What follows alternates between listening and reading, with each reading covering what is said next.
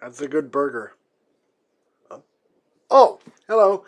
ICR Jacob Scott here, going to talk to you about what went down on the last WDW episode. And as always, it starts with a promo from the boss. David Spencer came out to do his usual hello, thank you all for coming.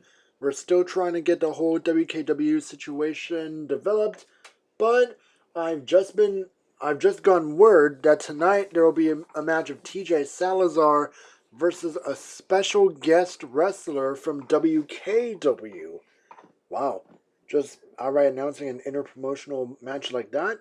Well, I'll talk about how that match went down when I get to it after a few more matches. So we started the card off with the Mohawk Bros versus Zindahaku, and hey, what do you know? They found Leo Carr. I don't know where he's been the past month, but I guess not only have we found Leo Carr, but I guess Zindahaku's anger has dispersed, I guess? I don't know. I still think he and Awashi are going to have another fight. Hey, maybe it might turn into a tag team feud. Haku and Carr versus their Lucha Liberation. That would be pretty nice. Anyway, this was a pretty good match, and it was a very cool moment where Leo Carr was in a corner, and then Roman Ryder out of the blue from the outside, from the apron, just got Carr and suplexed him through the ropes out of the ring onto the floor. That turned out to be the undoing, as when Juan Rodriguez, who is the actual legal man, got involved, Leo Carr dropped him with a big power move, and he must have really knocked out Juan, because Leo Carr got into the ring, and Carr and Haku got the win by countout. A very unexpected win for a team like that, and I really do feel like the Mohawk Bros, they're not going to accept that loss. They were going to want a rematch, and they'll want it to go to an actual finish. And you know what? Me too. The second match that happened, this one was the Street Profits, Enzo Dawkins, Montez Ford, for those of you who don't know, taking on, what do you know? It's the tag team champions, the Wild Soldiers, Maximus and Billy Barchard. Need to tune my banjo, yee-hoo! Even though we don't know where Will. That's a good question. Before I get to the match, there's one thing I want to ask. Where the hell is Will Wildside? I've been hearing legends that he and Isaac Mystery are still fighting to this day. We don't know where they are. I think one speculation that I do have is that they got to a hotel, they were fighting their way to the checkout booth, they calmly paid to get a hotel room, they fought their way to the elevator, calmly went into the elevator because, elevator music, gotta calm everybody. And then they got to the room and they just continued to fight through the night. I don't think they got a wink of sleep, and I bet they're going to be covered in bruises. I'm rambling. This was a very, very good match, and I thought it was going to be a one-sided victory for the Wild Soldiers, but evidently that was not the case. After just barely breaking up the pinfall, Angelo Dawkins went to work on the Wild Soldiers. However, it would be all for naught, as after a Maximus choke powerbomb, Wild Soldiers get the win with the 1, the 2, and the 3. And now I just really do wonder, I can't shut off in my mind, where is Will Wildside?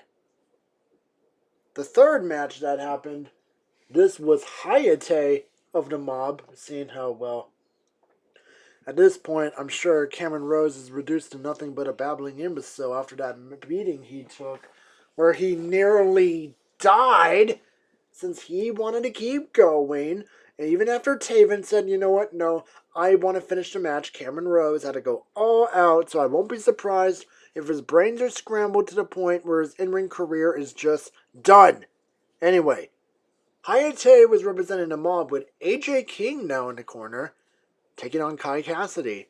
And the question is, can Kai Cassidy actually get a win? Long story short, no. Now here comes the long story.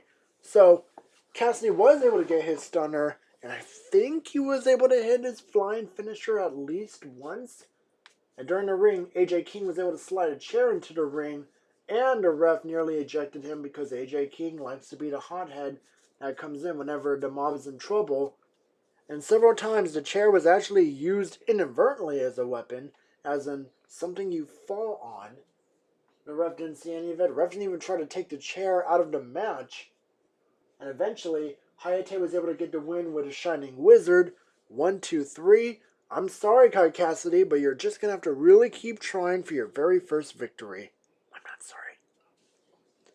Now, the fourth match was the aforementioned special match with TJ Salazar.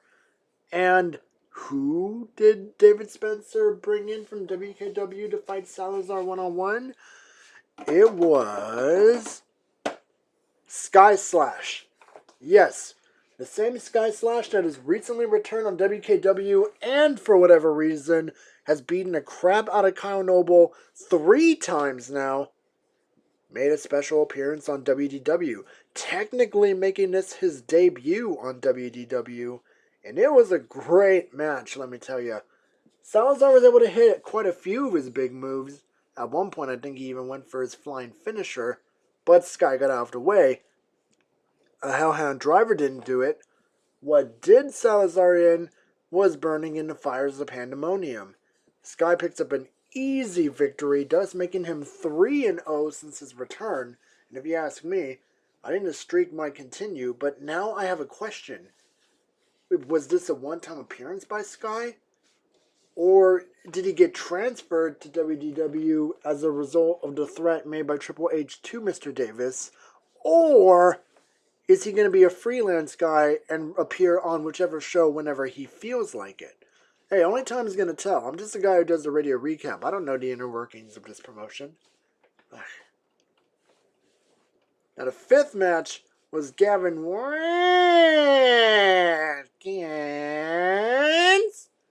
taking on Dylan Casey. Now, this was a motherfucking squash match. Like, Dylan Casey ran right at Gavin Watkins, and all Watkins had to do was drop him with a few big power moves before dropping him with the Golden Driver. 1, 2, 3. Gavin Watkins won this nothing match. And you know what I say whenever Gavin Watkins gets a win? Only because of the running gag. Somebody get him the Luigi shovel. Just bury Dylan Casey at this point. Like, really, I don't even know what's going on with Dylan Casey anymore. Like, I really thought in the past he'd be a hot commodity, but ever since his attitude changed, yeah, I don't think he's going anywhere anytime soon, or at all at this rate, to be honest. So Gabriel Pierce came out, and he wanted to call Q out, not only because, hey, we have a match coming up at Rumble Roses, but because they both understand the fact that Nick the Rhino Sanchez, despite showing him respect after he lost, is still a legitimate threat and can pop out at any moment. So even though they have a fight at Rumble Roses, I think what's going on is that those two are going to have a little temporary partnership, bros between bros. So, I don't know. It could be something good, and it will be bad for Nick. We'll just have to wait. Now, finally, we have Balor Reynolds in a non-title match against Momo from Samoa. And I do recall they have fought once before. And this was a pretty good match. Momoa still having the easy size and strength advantage. But Momoa still can't land a spear on Balor Reynolds. Well, that's a lie. He landed one. Sorry. No.